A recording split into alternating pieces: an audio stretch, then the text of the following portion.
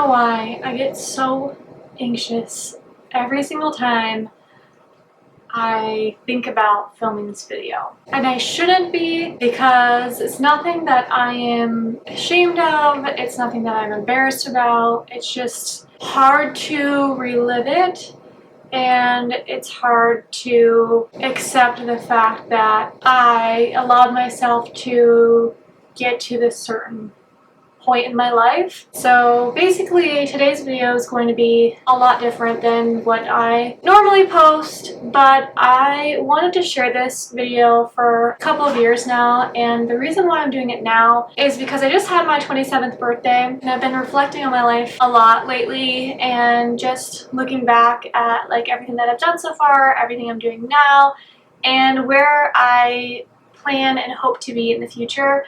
And I really think that if this whole situation never occurred, I may not have ever become the person that I am now. So today's video, I just want to share this story of how the lowest point in my life led to one of the best things that have ever happened to me. So just to paint a picture for you, I grew up as a very shy, timid girl who always kept to myself, and I wasn't super social. I had like some people that I'd want to hang out with. Other than that, I just always got really nervous around people. I mean, I always had nerves if we had to do presenting in front of a class, just typical jitters. Whenever we were in school and you had to do the popcorn reading, I'm like, oh, you know, like looking ahead to see what part of the paragraph I was going to have to read, because I wanted to start rehearsing it and I wanted to make sure that it came out good and it was perfected and I had thought about it and I conveyed it in the best way that I possibly could. I was very close with my family, very close to my parents, and one of my biggest motivators ever growing up was making them happy, making them proud, and making people that love and care about me happy and proud. So I did a lot always growing up to make sure that I knew people were going to be proud of me. The thought of disappointing someone that I love and letting them down was just like devastating to me. I always wanted to do my best, not to make myself happy necessarily, but to make those around me happy, doing what I was told, doing what I was supposed to be doing. And I was a very giving and thoughtful person. I would say pretty selfless. You know, I always thought of other people before myself. What does this person need? What does this person need? And even if I had something that I wanted to do, I would drop whatever I was doing to go help that person, which isn't necessarily a bad thing to a point. But I was just very consumed by making other people proud and always trying to worry about what I can do for somebody else. I was a huge people pleaser, and I would worry about how my actions affected that person without even considering the fact of how it was actually going to affect me. I was just concerned of, okay, what can I do for this person to make them happy? Not thinking, okay, but like, how is that actually going to affect me though? So just to give you an idea of what type of person I was kind of growing up, so you have an idea of how I kind of ended up getting to this point. So 4.5 years ago, it was the beginning, I think, of 2016, and I noticed that I started to just, I don't know, I just felt like something was wrong and I couldn't put my finger on it, and I didn't feel like myself. I didn't feel happy, and I felt like nothing was making me happy. I just felt really lost, and it just kept building up and building up and building up, and it would not go away. And at first I was just trying to like ignore it and was just like, oh, it's, you know, it's a bad day, bad week, whatever, it'll shake off. But it didn't. And it got to the point where I would cry randomly. I would just randomly start crying, and I have no idea why. I'd forget to like brush my hair. I'd forget to shower. I'd forget to change my clothes.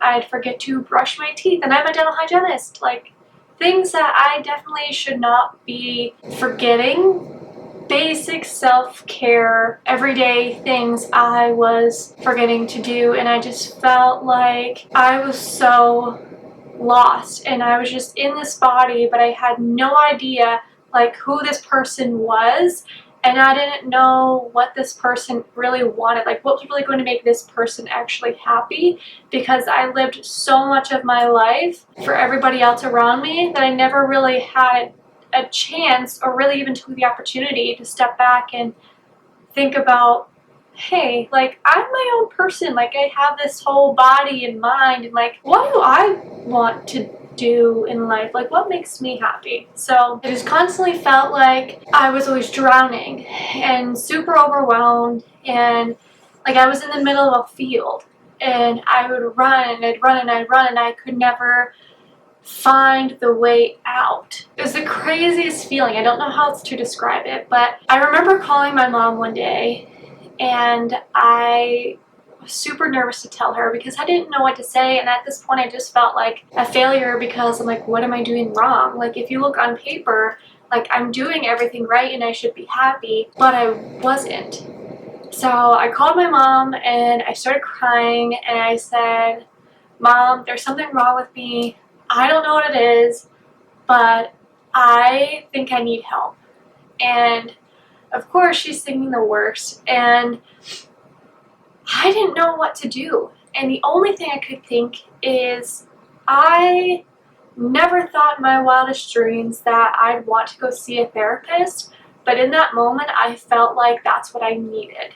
I needed somebody to evaluate the situation that I was going through and evaluate me as someone who doesn't know me, doesn't know my family, knows nothing about me, to help me get through this. I told her that I think I'm going to, I don't know, I'm getting so anxious. My throat is getting so tight. I told her I think I'm going to see a therapist because I can't keep living like this. Like this is just not okay, and it's not healthy. I forget to eat. It was getting bad. So I called my insurance and I looked up what kind of mental health coverage I have. And even making that phone call, I felt this big, because I'm like, wow, here I am thinking that I have done so many good things in my life and I'm doing so great on paper, but I'm calling my insurance to check my mental health coverage. I felt like I had failed. I found this therapist online, and as soon as I came across her photo, I felt connected to her. I don't know how, I don't know why, but she just really stuck out to me. So I called her, and I don't know if she would care if I used her real name or not, because I don't know if she watches my videos still, but just for her own privacy, just to be safe, let's call her Stacy. So I call her up. She was actually at the gym. She was just leaving the gym, and I'm like, wow, okay, Stacy's just leaving the gym, like something that I really like to do. That's sort of something we have in common. She asked me what I needed, and I said, I don't really know, but I just know I need to see somebody and I need to do something. And we set up an appointment, and I went to this first appointment, sat down on this couch, and never in my wildest dreams did I ever think I would be sitting on a couch for a therapy session. Because in my mind, I looked at it as, if you had to go to therapy, you failed somewhere, something went wrong, and you didn't do things right. You didn't try hard enough. That's how I looked at it before. The first visit was just kind of going over my basic history, family, friends, relationships. We were going through these questions, and then she asked me, what are your hobbies? I didn't have an answer. And then she said, if I were to pick you up and put you on an island by yourself, nobody around, nothing with you, who would you be? I had no idea. In realizing that, I had no idea who I was. I think I was 22 or 23 at the time. That shit is scary. Like, I've lived in this body for 20-something years, and I couldn't tell you what hobbies I have, and I couldn't tell you who I was. So I left that first visit. I was just thinking to myself, like, there's no way I can go back. I was so anxious. I was so uncomfortable to tell a complete stranger that I had failed at life and I needed help. Like, something was wrong, that I don't know. Something along the lines, I ended up failing. And I remember Snapchatting my best friend. We're long distance, so that's how we communicate with each other. Like, I was so sweaty. My armpits were sweating. I had sweat dripping down my back. My knee pits were sweaty. I was so uncomfortable. I decided to go back and keep seeing her because, again, I knew I needed to do something, and I'm like, worst case scenario, I go a couple times, I don't like it, I don't have to go back, but at least have to give it a real shot. So I go back. The more I go, the more comfortable I feel. And she describes what I was going through was an intense form of flooding. So basically, I didn't really know what my identity was because I never worried about myself enough or took the time out of my life enough to really get to know who I was and what I wanted in life. I was always so intertwined and attached to other people and relationships that I didn't really have my own personal identity. I spent so much of my time worrying about everyone else that I never took the time to worry about myself. So going to therapy, I learned so much about myself. And there's a lot of times when we were doing some personal development and just self-reflection, self-awareness, when she would point out things to me and I was like, there's no way. You know, the first time she told me that I was controlling and that I was a little aggressive, and I'm like, I am not a controlling person, I'm not aggressive, and I'm not approachable. And then I got to thinking, I'm like, yeah, no, I definitely can be pretty aggressive, and I don't give off the vibe that I'm really approachable either. And I am definitely very bossy and controlling, and I always looked at that as a negative thing, and that's not always necessarily the case. It's not always something that should be viewed in a negative light. But just things like that, little personality traits that I would notice about myself, and we kind of evaluate it. And you know, if I like the trait and I was happy with it, then great, we'll move on. If not, then what can I do to change it, and how can I be a different person? This is also when I found out that I had social anxiety.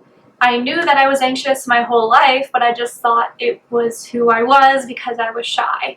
And I learned that it's actually a lot more than that. A lot of my personality is I like to be alone. I'm such a huge loner. I thrive by being with myself. I hate large crowds of people. I hate being in a large party, or just especially around a lot of people I don't know and I'm not really close to. So I learned that I'm very particular about who I choose to spend my time with, and I'm very picky about it. I don't let a lot of people closely into my life, but for those that I do, I would do anything for.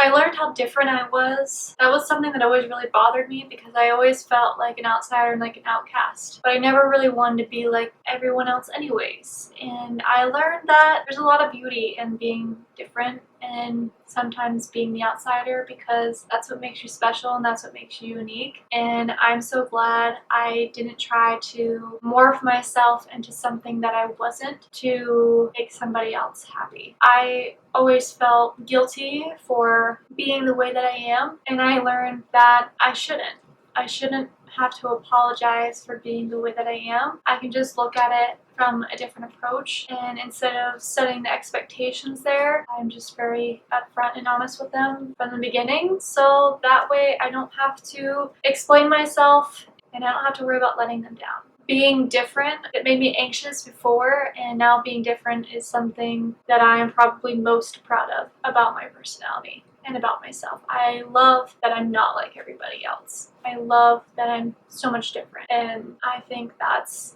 one of my favorite things about myself. And I love now that I don't care enough about what someone thinks of me to stop doing what makes me happy and to stop pursuing things that I've always wanted. I don't want to look back on my life and wish that I had done something that I didn't do because I was too afraid of what someone else was going to think about it. Because no one's opinion of what I do matters more than my own. So as I'm going to therapy, I went, I think, every single week for 2 years, I want to say, and I loved it. I would tell people all the time, even to this day, going to therapy was the best thing I've ever done for myself, especially when it comes to my mental health, because you think that you know yourself, but you know yourself through your eyes. You don't understand how you come off to others